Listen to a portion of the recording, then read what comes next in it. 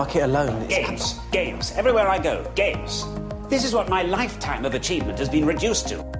They're melting your brain, they're ruining your eyes, they're turning you into a violent person. Criticisms levelled against video gaming are so common, so ubiquitous, that some can border on cliches. But are these worries founded in actual science?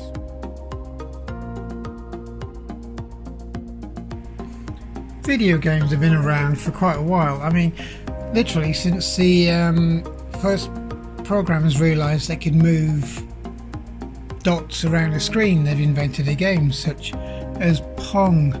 Pong was quite an early video game. It wasn't much to it really. It was originally an arcade game, and it was a couple of white lines with a counter and a dot for a ball, and you would just literally play against your friend or your teammate or even the computer itself or the game machine itself and play a basic game of tennis. And it was amazing for the time. I mean, once it was introduced into the home, it was absolutely stunning for people who never had the chance to have a video game or electronic game for use in the home. But it was very basic sound, very basic graphics, but it did the job. I mean, it was well worth people buying the console to have some entertainment, so have an electronic entertainment. Now, as things progressed, I think the next real step was the Atari VCS 2600. Atari brought out a games console. Never particularly liked the styling of it, even when it was, you know, out there and launched. But it was a games console, and it could play things like Missile Command, where the graphics were immeasurably improved. And this was kind of the start of the real sort of video game boom.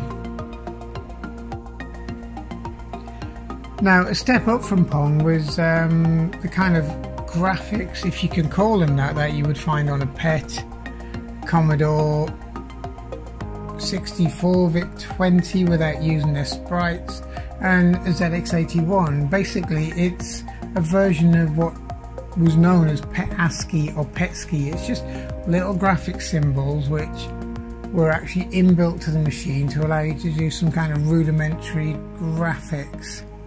And it was rudimentary, but you could still get away with building something like this picture here. On game side of it, especially with like the ZX81, which was just monochrome, no sound, you would use the graphics characters, if you could call it, to produce very rudimentary games. You could use symbols that were built into the keyboard. For example, on this game, you have inverse brackets, inverse commas and colons to create the cab of a truck and the windscreen of the truck. Your hopper or your frog is now an M.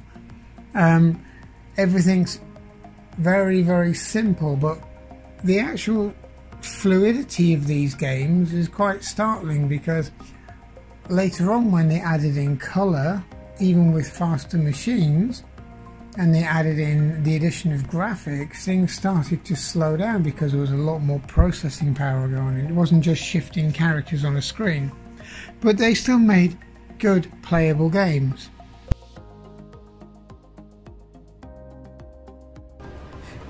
Now later on we move into sort of the mid 2000s and you have Xbox. Xbox 360 is the major console that really put Microsoft on the map. The original Xbox was good, but the 360 kind of nailed it for Microsoft.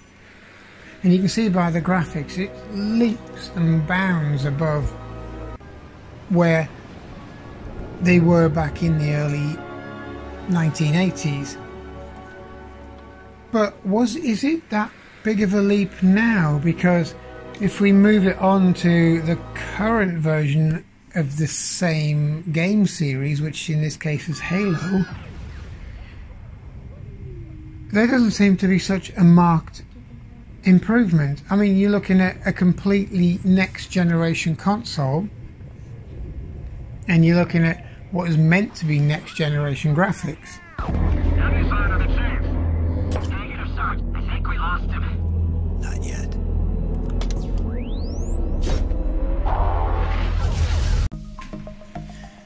I mean, you'd be quite hard pushed, really, to tell by looking at these two examples of which was which. You know, Xbox One, Xbox 360, and if you swap them around, or you didn't tell anybody it was a different console or the next generation up, would you really tell that much of a difference? Not sure. Not sure, because when you play a lot of the Xbox 360 games and then you play the similar game on the Xbox One, because they did release very similar games in a similar series, there's not a lot of difference in them. But if you look at the leap from, let's say, an early ZX81 VIC-20 or VIC-20 computer and their graphics, which you can see here, and then you move 7 years and get to the Atari ST,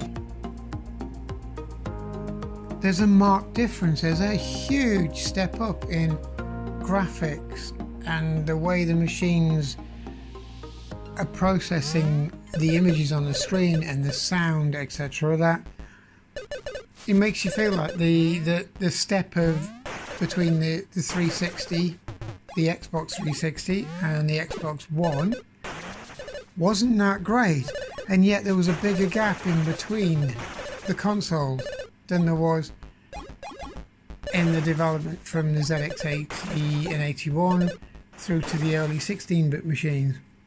And has gameplay suffered as well? Because when you played even an early 8-bit game, I think fundamentally they were harder. They were more difficult. You could move in mostly any direction you'd like.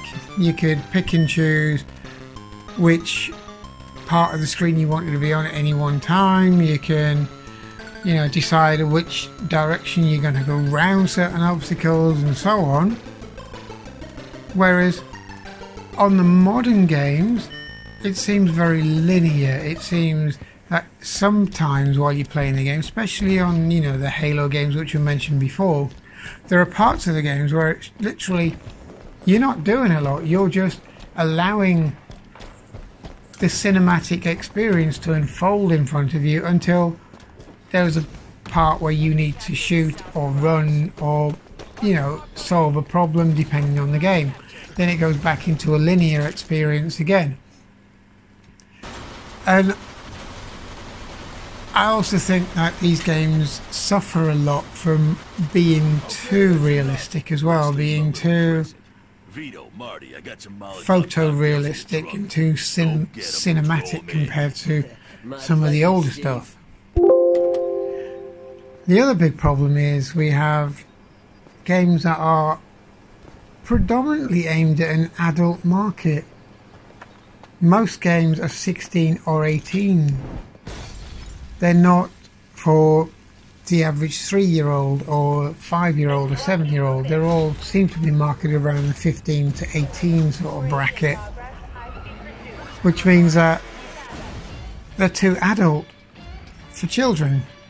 And when you think about it, the original games consoles were aimed at children or families, family entertainment, games that children can play. And now it's not the case. I think we're losing out. We're losing out on the next generation of PC users or arcade users or console users because the children aren't getting in on the act earlier.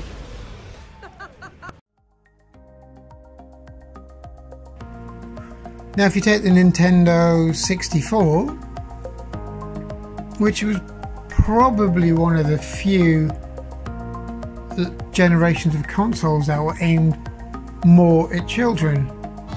You know, you have the Mario kind of cartoon graphics and all this kind of thing, which aren't as in your face, aren't as photorealistic, and are more fun generally to play. Before that, you had PlayStations. PlayStation 1, the original PlayStation as we might call it. Again, a lot of the games were more cartoony style, such as Rayman, you know, and things like that, where children could pick it up, a joystick up or a joypad, and just play the game and just have a bit of fun. It didn't matter if it went wrong or somebody was shooting at you or whatever, because it wasn't photo real, it wasn't realistic. It didn't give kids, you know, nightmares.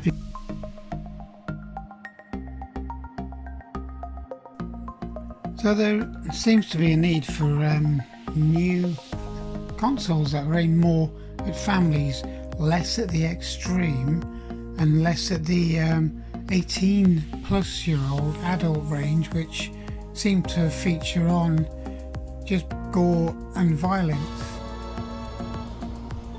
The likes of the Nintendo 64s and the cartoony style graphics of some of the older or earlier PlayStation games seem to have a bit more appeal, especially with the younger audiences, and I think that's where we are missing out.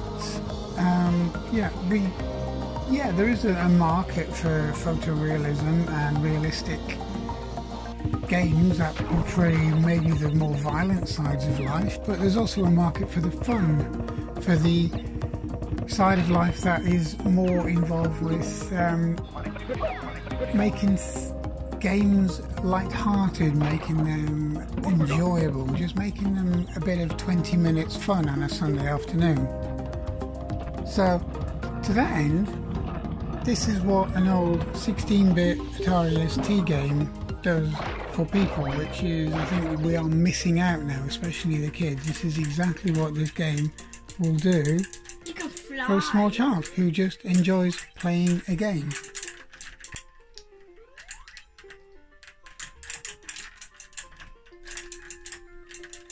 I can fly! Oh. Shake my booty. Shake my booty. I'm like a bird. I'm like a bird. I'm a bird.